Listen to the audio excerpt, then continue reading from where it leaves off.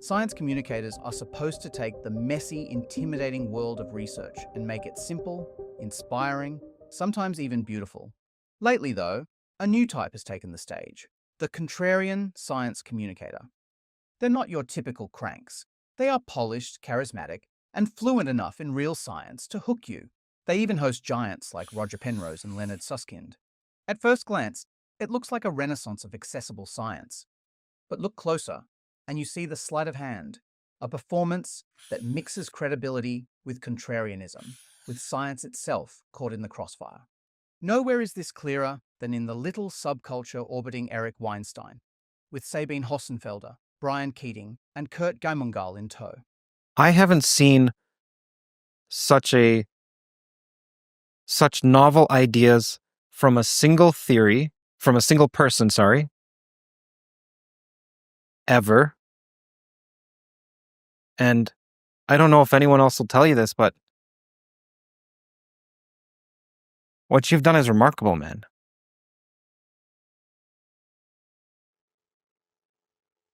I don't even know how to be with that, to be honest. Look. After the infamous Caroll versus Eric Weinstein debate, where, let's be honest, Sean totally destroyed him.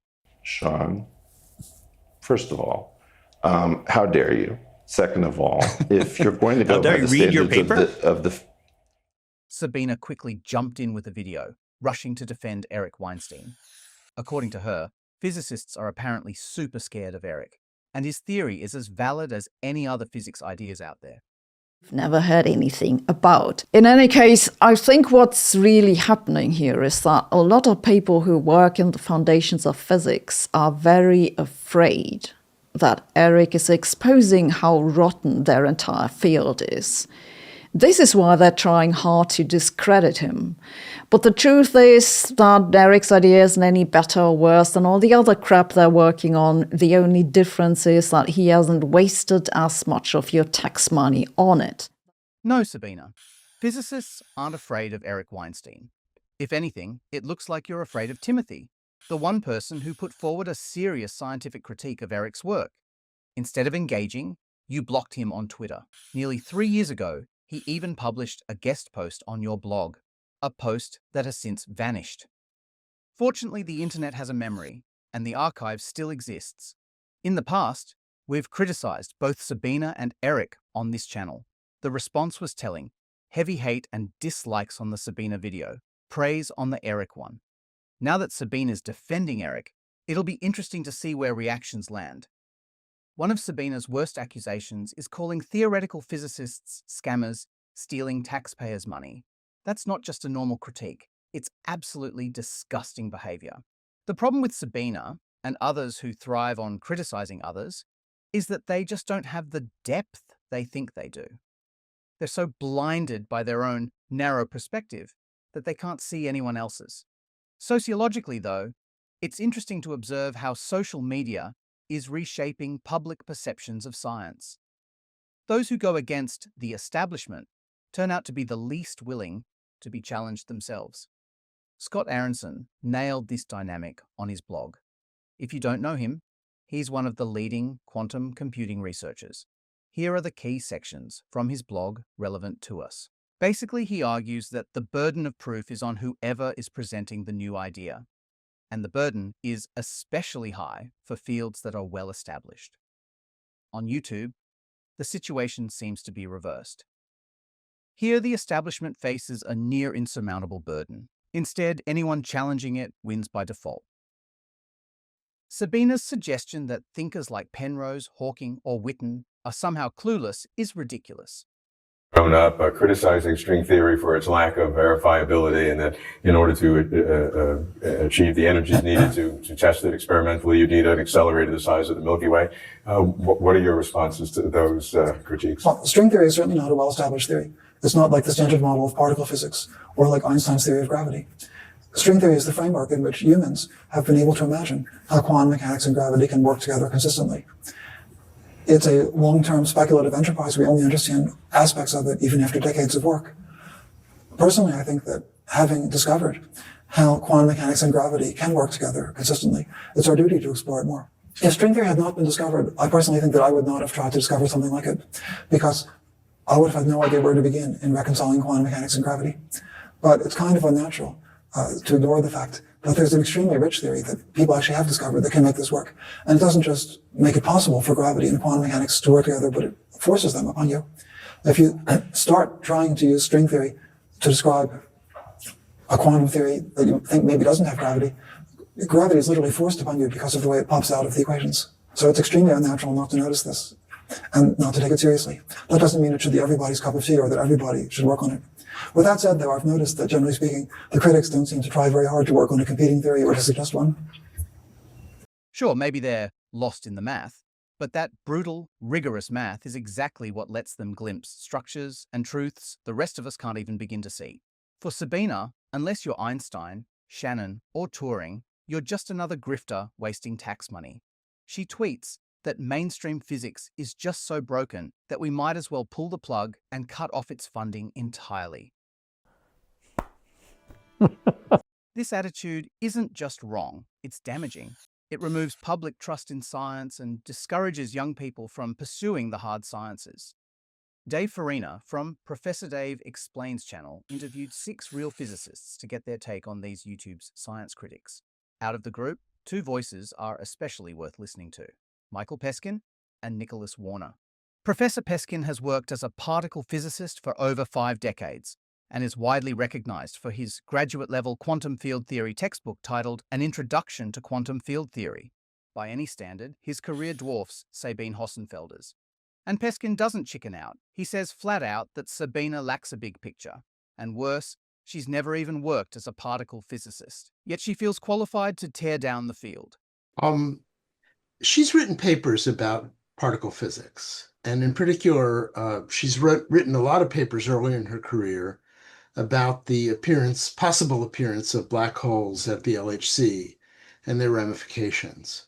But these are very theoretical papers. I don't get the impression that she's ever gotten into the weeds about how you actually do experiments or what that has to do. Basically watched her videos. So I don't know where it's coming from. But I think if you're ignorant, it's a very easy thing to say. These people are building billion-dollar facilities. They haven't won any Nobel Prizes. So what's it good for? It doesn't see the big picture. And as I've said before, I don't think that Hossenfelder has experience or qualifications to say there is no big picture, it's just a scam. Dave Farina also interviewed Nicholas Warner, a proper string theorist with significant contributions in supergravity and the black hole information paradox. Since Sabine dismisses both string theory and black hole information research as bullshit, Warner's perspective is particularly revealing. Most particularly, there's a big unsolved problem in black hole physics, which is known as the information paradox, talking about what happens to all the stuff that goes into a black hole and how it comes back out, or the information about it comes back out in Hawking radiation. And I'm trying to solve that problem within the framework of string theory. And we have some pretty compelling answers. A lot of people are trying to solve this problem from different perspectives. And so there's a very interesting sort of symbiosis across the community, all centered around trying to figure out what quantum black holes look like. And that's what I do as much as I can.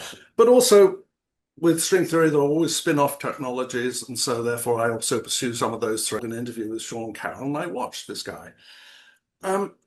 He is sort of somebody who, his paper, I pulled it in, out of curiosity, I pulled in his paper and started looking at it. And here's a guy who's completely disconnected from science. He has 12 citations at the end of the paper, but he doesn't seem to cite the citations actually in the paper. At the beginning of the paper, he says this work is for entertainment purposes only, and you can't build on it. And for me, that is so deeply antithetical to the spirit of science. I want people to build on my work, because if it's good, it will make a foundation for something even better. So when you start your paper off saying, you can't build on this. This is not allowed. This is entertainment purposes only. It already sends up about 6 red flags. So then I checked on Eric, He did his PhD with Raoul Bott in mathematics in 1992 at the University of Harvard. As far as I can tell, he's been some kind of hedge fund relationship ever since.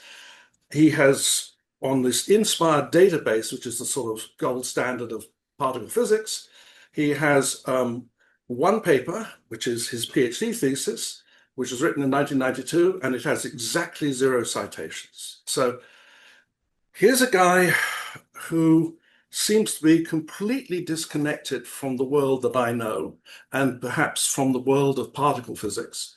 But he's making pronouncements. I mean, his paper is 69 pages of mathematical diagrams, but not terribly coherent. It's incomprehensible in the sort of, how to put it, it doesn't make any sense. It doesn't parse in sense. Now, you know, I'm sure he would say, well, I'm just too ignorant to understand it, but... I'm sure he would. Maybe not to your face, but yeah. Oh, no, I'm happy to say this to my face. We can have a debate about it. But the point is that you have to make the effort to get the community you're trying to interest in a subject to actually read it and try and connect it to what they're doing and use that as perhaps the connective tissue to build upon. But we're not allowed to build on it. And moreover, he doesn't seem to care about it. He also calls it a work in progress. It's 2021. It's the only paper there is. So I'm sorry. I look at Eric Weinstein much like I look at flat earthers.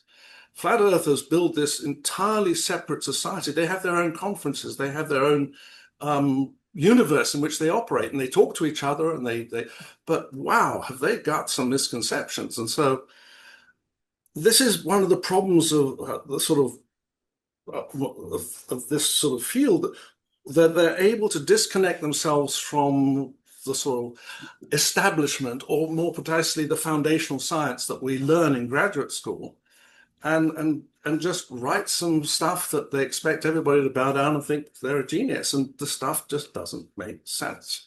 Well, I think you comparing Eric Weinstein to flat earthers is...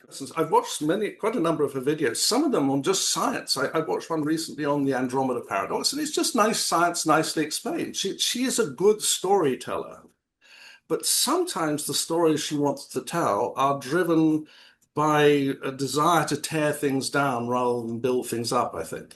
So, you know, there are two ways you can get to prominence in pretty much any field, one of which is you work within the existing structures and you do things bigger and better and more exciting, and you build upon that. It's the shoulders of giants thing.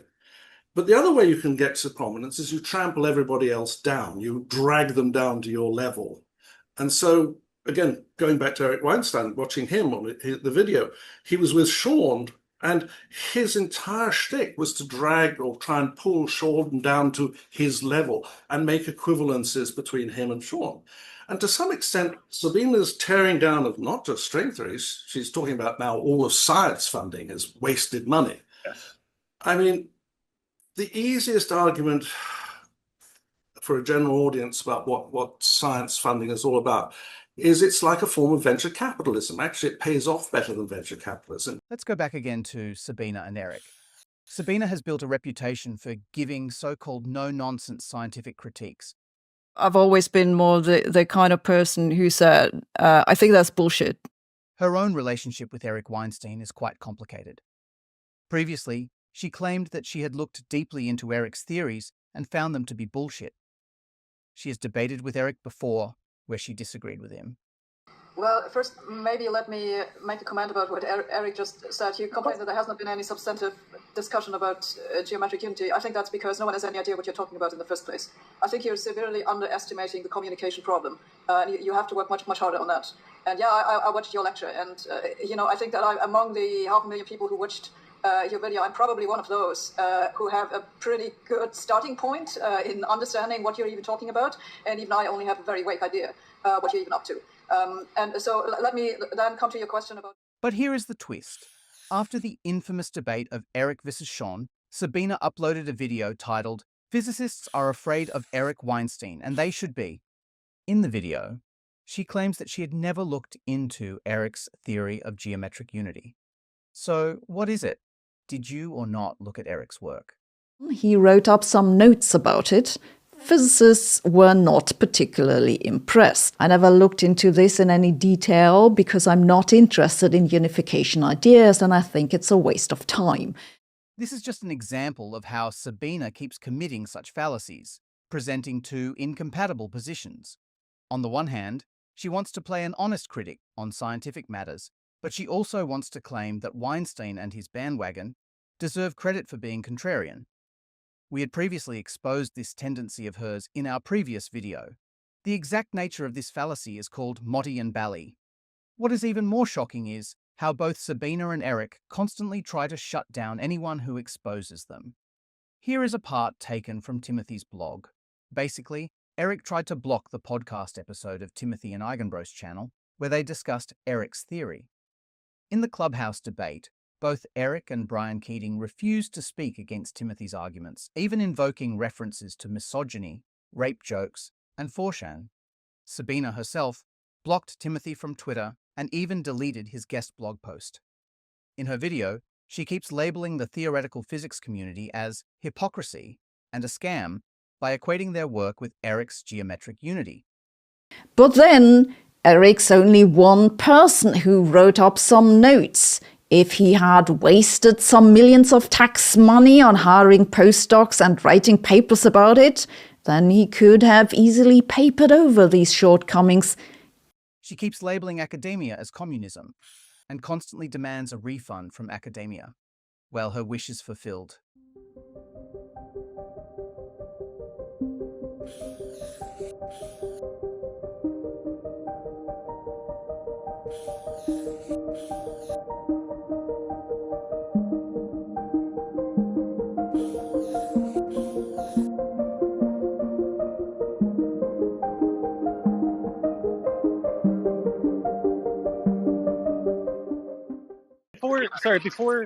Before you go, Eric, I was actually wondering specifically when we'll hear like a debate with you and Theo and Timothy about G. Sorry, who's Theo? Timothy and Theo, they put out the retort to. Sorry, who's Theo? Theopolia and Timothy. Yeah, I'm not aware of Theopolia. Where did we don't know who he is? Yeah, we have who's to know Theopolia? Who he is. Do you know who Timothy Wynn is? Let's talk about Theopolia. Who's Theopolia? He's the co-author from the paper. Who is he? Timothy Wynn. Yeah, who is he? I don't know. That wasn't the question, though, no, right? That is the question. No, the question was. No, that is the question. No, you're not understanding. You're not understanding me. I've never heard in the history of physics anybody expecting to be taken seriously as an anonymous critic, and the behavior of those gentlemen, however many there are, two or more, including various misogynistic comments against my colleagues, disrespecting Sabine Hassenfelder, who, while she may be a critic, is also a friend of mine. I'm fucking sick of these two people, assuming it is two people. Maybe it's... So we don't know what Theopolia is. Great. So sorry. I mean, characters no. So there is a paper that was put out rebutting geometric unity, right? No, there wasn't a paper that was put out rebutting geometric unity. There was an attempt to publish something on the archive, which was rejected, that attempted to get in front of the draft that I put out, specifically looking at the text messages that were found on the server that supports these people to, quote, make me cry, close quote. So with all due respect, these people guessed that I was having a chiral theory. It's not a chiral theory, so they're talking about chiral anomalies because they didn't wait to hear what I was going to say. They asserted that I was going to bring space-time supersymmetry in 14 dimensions. They try to cast dispersions on the fact that there's non-compact groups involved, which come naturally from spin 1, 3. So what you're talking about is a phenomenon where people are trying to exploit a situation in order to make a name for themselves. And you'll notice that many people from that Discord server are trying to get people like you to react to me, to name these names.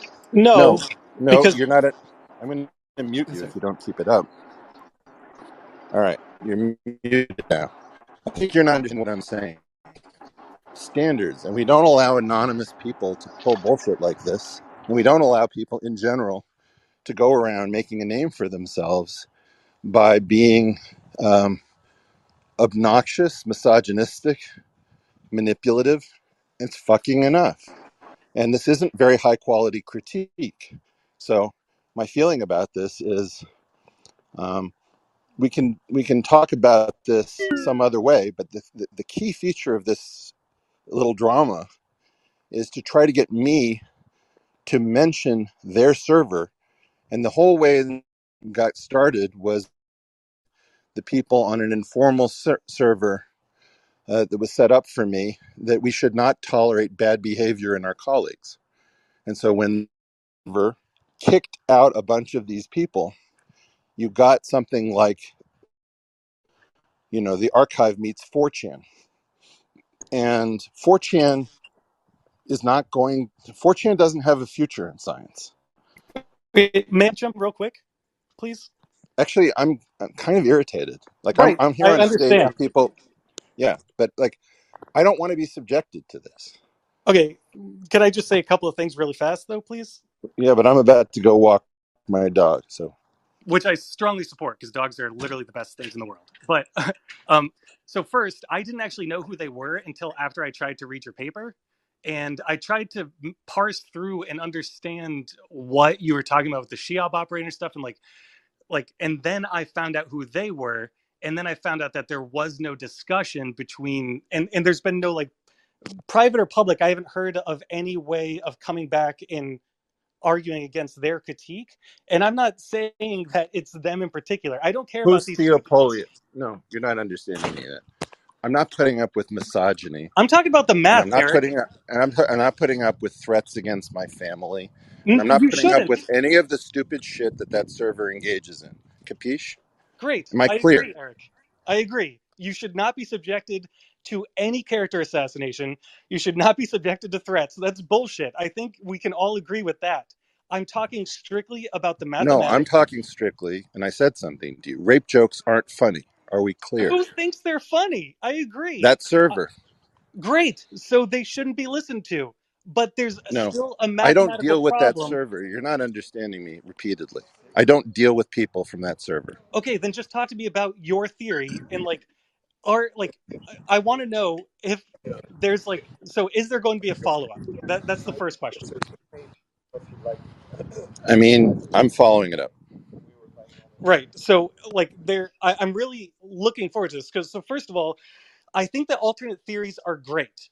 I'm not saying that they're not. I like listening to alternate theories, but I don't like when theories are rebutted and then there's no counter argument. And I don't care if they're awful people, because if they are, they are. I'm sorry that this is happening to you and that they're being awful.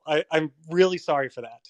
But looking strictly at the actual mathematics of it, I just want more. Like you talk about the Sheob operator, but you just say if it can be so defined in the paper, and I just there's nothing for me to really sink my teeth into when I'm trying to parse through this paper. It just doesn't. It feels like it's not really saying things, and I want to know because it seems like such a cool idea. You know what I mean? So I just want to even if you don't talk to them about it, is there a time that we'll get to hear more about what this theory is more fleshed out?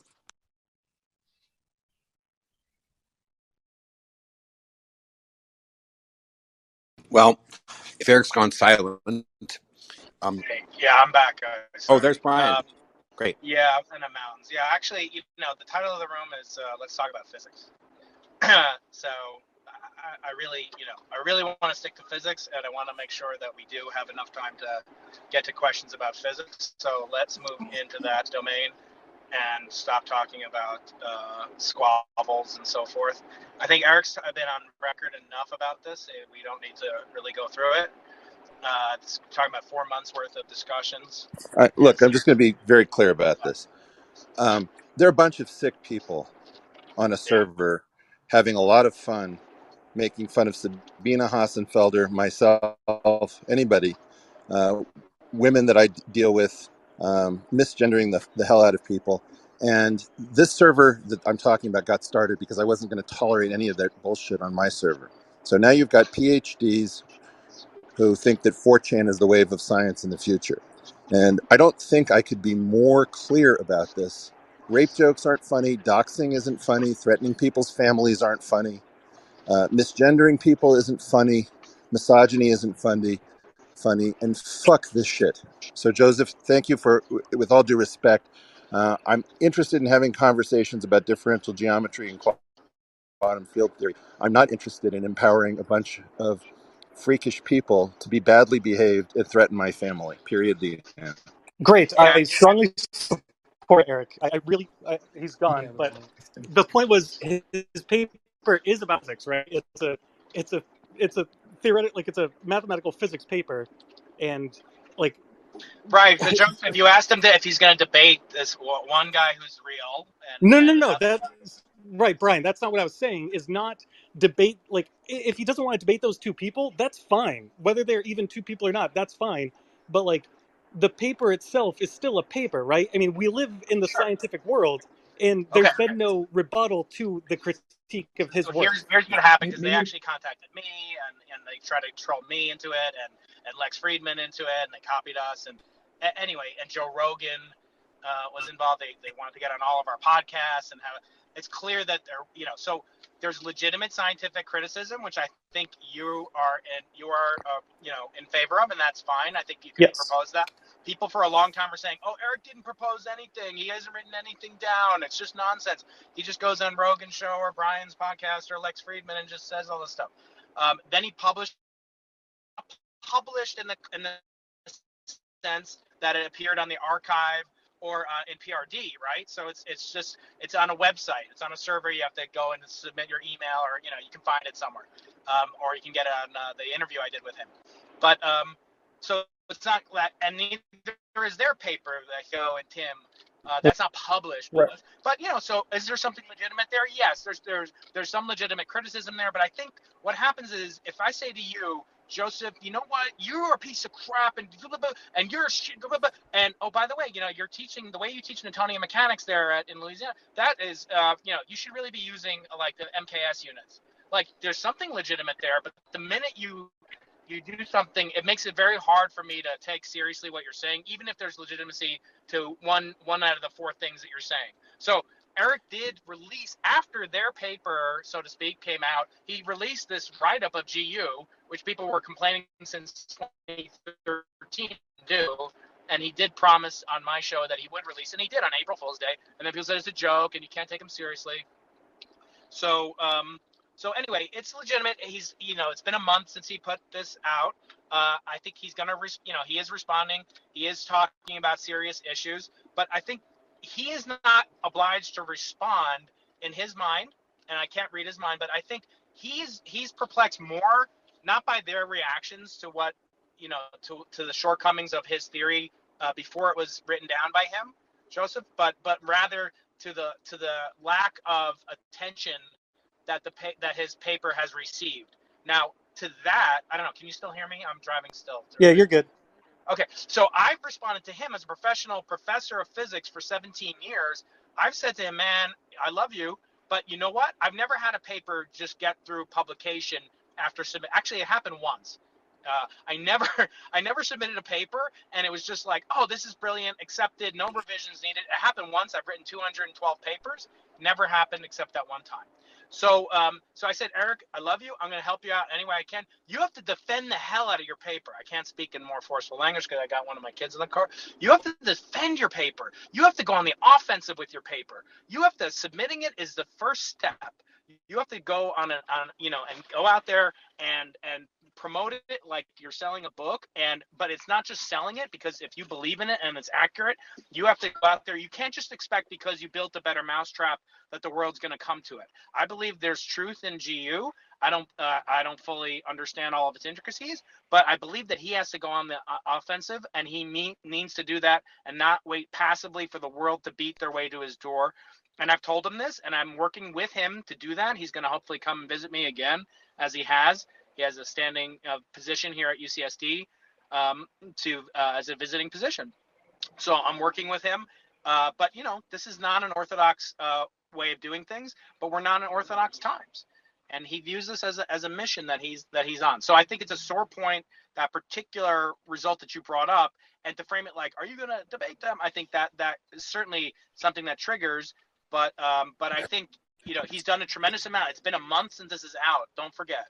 Sure, and so I wasn't trying to be aggressive. He just keeps dropping out, and I wanted to get in before he jumped out again, right? So I get it. Yeah. And then Okay.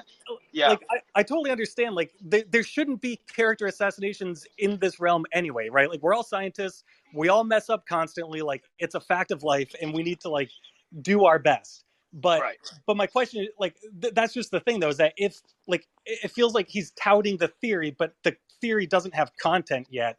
And that's what is driving me crazy as a mathematician, is that like here's the problem that I see is that he'll present it, Joseph, and then they'll say, oh, this is just Petit Salam.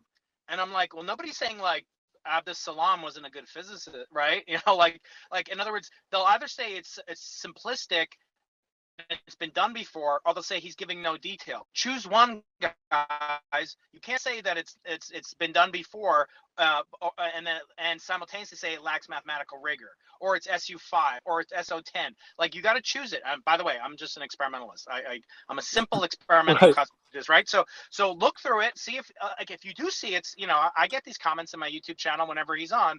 Oh, it's just Petit Salam, and it's not novel at all. So he shouldn't be getting this attention. You shouldn't be giving it to him. Then I'll see, oh, it's not even a theory. Like Keating, don't you know the definition of a theory? And I'll be like, do you understand deductive versus inductive hypothesis? But let's move on. Joseph, thank you very much. It's clear that you came at it from the perspective of trying to approach it as a mensch, not trying to hurt his feelings. Thank you. It's just it is a sensitive side. I have seen some virulent, extremely 4chan-esque things that have scared me. Same. I'm not here.